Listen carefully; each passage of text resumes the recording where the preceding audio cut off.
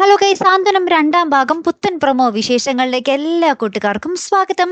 അങ്ങനെ നമ്മുടെ പുതിയ പ്രൊമോയില് നമ്മുടെ ദേവിയുടെ അച്ഛനും അമ്മയും അവിടെ വന്ന് നിൽക്കുകയാണല്ലോ നമ്മുടെ ബാലനൊപ്പം. അപ്പൊ എനിക്ക് തോന്നുന്നു അവർ സ്വയം കുഴി തോണ്ടാനുള്ള ഒരു സിറ്റുവേഷൻ ആണ് ഒരുക്കുന്നതെന്ന്. എന്തായാലും നമ്മുടെ ബാലന് ചെറിയൊരു സംശയമൊക്കെ തോന്നി തുടങ്ങിയിട്ടുണ്ട്. അന്ന് കണ്ട ഇടിയുടെ ഇടയിലും ഒച്ചപ്പാടിനിടയിലും കണ്ട ഒരു കഷണ്ടിയായിട്ടുള്ള ആള് തന്നെയാണോ ഈ ഉദയഭാനു സാർ എന്ന് നമ്മുടെ ബാലന് ചെറിയൊരു സംശയമൊക്കെ വന്ന് തുടങ്ങിയിട്ടുണ്ട്.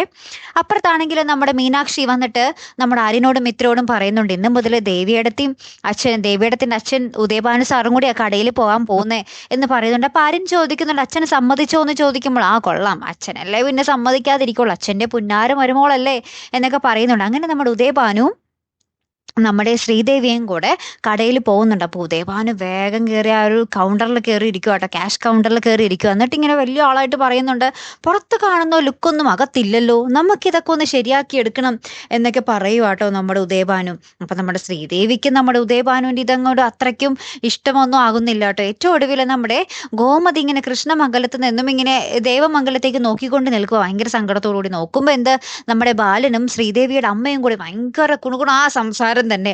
പിന്നെ എന്തൊക്കെയായിരിക്കും സംഭവിക്കാൻ പോകുന്ന അല്ലേ, കാത്തിരുന്ന് തന്നെ കാണട്ടെ. അടുത്തൊരു വീഡിയോയുമായി വരുന്നത് വരയ്ക്കും ഗുഡ് ബൈ.